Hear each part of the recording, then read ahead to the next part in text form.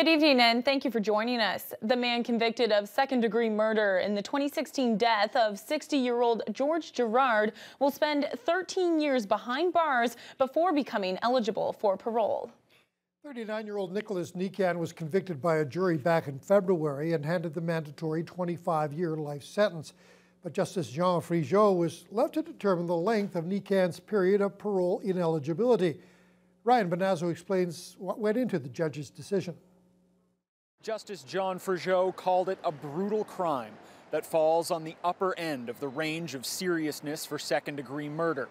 For 45 minutes to an hour, 60-year-old George Girard was beaten to death inside his Simpson Street apartment.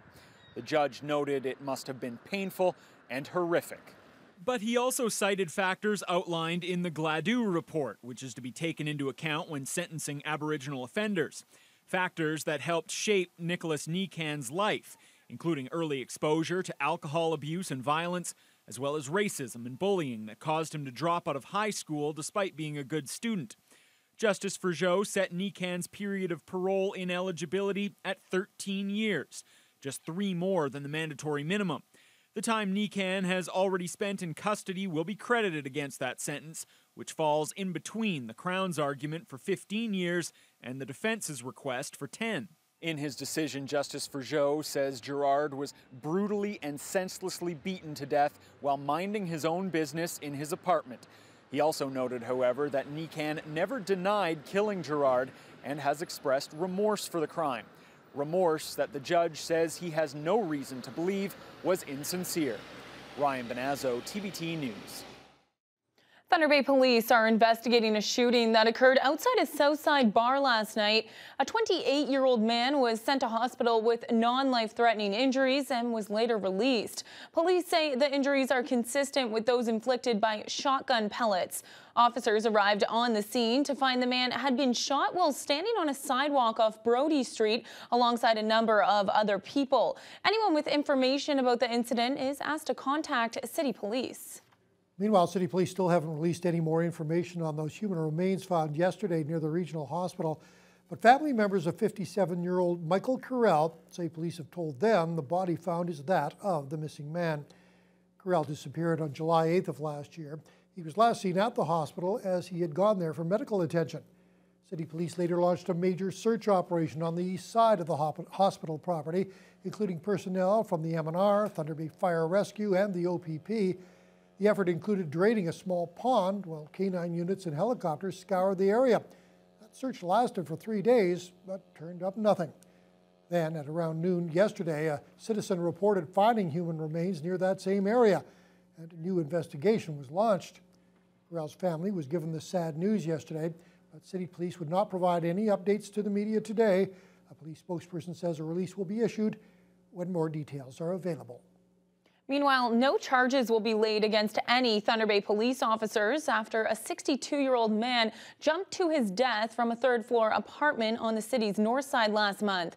The province's Special Investigations Unit report says officers received a disturbance call on the morning of April 1st. While police were en route, a 911 call was received from the same building.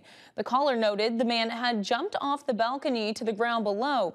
He was pronounced dead at hospital. The SIU director says the man's death was clearly caused by his descent before officers arrived on scene. The investigation has been terminated. This is the first official day of the Ontario election campaign, and all 3 party leaders chose to kick things off in the Toronto area. Progressive Conservative leader Doug Ford launched his campaign with a major pledge for improving Toronto's transit system. John Musselman reports. Day 1 of the campaign, and Ontario PC leader Doug Ford is focusing on transit. If elected, he says a Tory government would upload responsibility from the city for building and maintaining subways. He also pledges to spend billions of dollars to expand the system. We're going to add $5 billion in new subway funding to the approximately $9 billion already available. We will use this funding to close the Shepherd Loop, to build the Relief Line, and to make the Yonge Line extension to Richmond Hill a reality. Ford provided no time frame for when he'd get this done, and he says he does have a plan for paying for it. We're also going to leverage money off the feds. We feel that will be sufficient. Plus, we can do things that the City of Toronto can't do. The City of Toronto can't amortize it over a long period of time. Ontario can amortize it over a long period of time. Ford also pledged to build the Scarborough subway and go back to the original plan of 3 stops. We're going to build proper transit, underground transit, not a 2-tier transit system that all the people in Scarborough have to stand out in the freezing cold in the winter and everyone else in the city gets rapid underground transit. John Musselman, CTV News, Toronto. And NDP leader Andrea Horwath got her first look today at her new campaign bus. She signaled that health care will be the #1 priority for her party in this campaign. Tracy Tong has more. Thank you so much. I'm Andrea. A cappuccino to start day 1 on the campaign trail. NDP leader Andrea Horwath says she's been waiting for this moment. The focus is different. The pace is different. It's very fast-paced. She also has her own OPP security detail now around the clock. The next 4 weeks will be intense. The focus on winning over as many voters as possible. Do you think the campaign period can actually change the whole game, or do you think absolutely. voters already know who they're going to No, vote for? I think lots of recent elections have shown us that campaigns matter. Look at that. Oh, it's so pretty.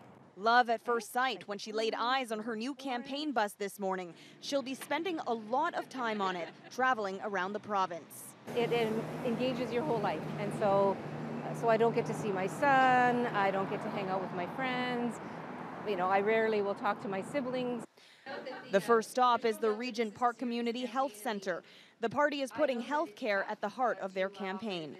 I have to say that everywhere I go in Ontario, people are worried about the state of our healthcare system. Imagine a place where hydro is public, and we pay less for it. The NDP also releasing this new ad campaign to start circulating tomorrow. I'm Andrea Horwath. For me, it's not a dream, it's a plan. Tracy Tong, CTV News. Meanwhile, Kathleen Wynne took her campaign today into Doug Ford's backyard. She was touting a Liberal plan to help seniors remain in their homes longer. Austin Delaney is with the Wynne campaign. On the first full day of the campaign, the Liberal bus rolled through the affluent Kingsway neighborhood, where Kathleen Wynne met for tea with Kristen Bob Stewart. A healthy home program. They talked about her party's pledge to help create a $750 annual benefit for seniors living at home. To allow them to get some yard work done or some cleaning. Oh, yes. But Etobicoke is also the heart of Ford Nation, and the Liberal leader wasted no time attacking her opponent, warning under a Doug Ford government, such programs helping seniors would disappear. Because what he has said is that he is going to cut across government. Now, he has said that these are efficiencies that he's going to find. The reality is $6 billion across the services that people need and access. That means $6 billion that will not be available to provide those services. For longtime Etobicoke retirees, Kristen Bob, they fear a Ford government would be a trip back to the future. It might just look like what happened at the end of the Mike Harris regime, when they shut down hospitals, they fired teachers, and almost ruined the education system and also the healthcare system. That was Mike Harris, and I think the same thing might well happen with Mr. Ford.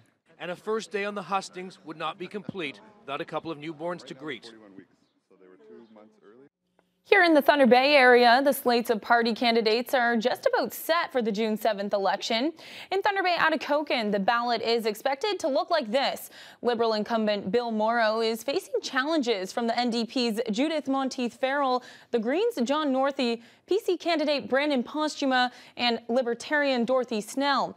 And there could be 8 candidates in Thunder Bay Superior North. Louise Ewan from the Trillium Party, Liberal incumbent Michael Gravel, PC Derek Parks, Libertarian Cynthia Sneath, none of the above party candidate Edward Talbot, NDP Lise Vaugeois, and the Northern Ontario Party's Andy Wolfe. The Greens have yet to confirm a candidate there. The returning officer for Thunder Bay Superior North says voters will have the chance to cast their vote in a much quicker fashion with new Super Polls technology. Julio Gomes says it's an electronic-based approach using tablets and vote tabulators. The process that's been put in place and envisioned is that the elector will come with their voter identification card. They'll have a driver's license to confirm they are who they are and that they live at the address. Their name will be struck off of an electronic database. They'll be given a ballot. They'll go behind a screen.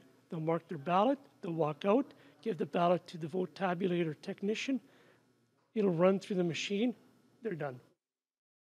Each riding will have dozens of voting locations, not including high-rise buildings and retirement homes. Voting hours will run from 9 a.m. to 9 p.m. for anyone unavailable to vote on June 7th. Advance polls will be open from May 26th to the 30th from 10 to 8. Candidate nominations must be submitted no later than May 17th. Hundreds of Thunder Bay school kids were learning about respect today. It's all part of a global inclusiveness campaign called Everyone Matters, which encourages students to embrace one another's differences. Carmen Wong has that story. Everyone Matters Day has kicked off in Thunder Bay. It's the third annual campaign led by the city's Crime Prevention Council and Lakehead Public Schools. Over 300 students attended the conference to learn about respect. Crime Prevention Coordinator Leanne Chevrat says the initiative encourages students not to judge or stereotype others. It's really about recognizing that everyone has the right to be exactly who they are without fear of being judged or stereotyped or bullied.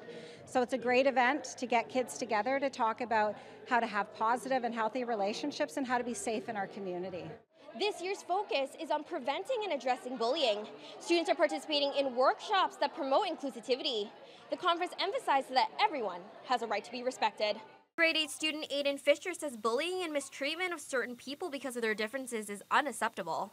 It is a big problem in schools. There are lots of bullies and people are every day, kids everywhere just get picked on, and it's not fair. They do this to teach kids that it's okay to be different. The conference taught students about how people face marginalization differently and that it is important to recognize privilege. Chevrat says it's crucial to teach kids these lessons now so that it will stick with them in the future. More people in the community are modeling these types of values and these behaviors. That only deepens the message, and then kids start to embody that. The campaign is also circulating on social media. Everyone is included to take selfies while holding an I am sign, which requires them to fill in the blank and write something that makes them unique. Carmen Wong, TBT News.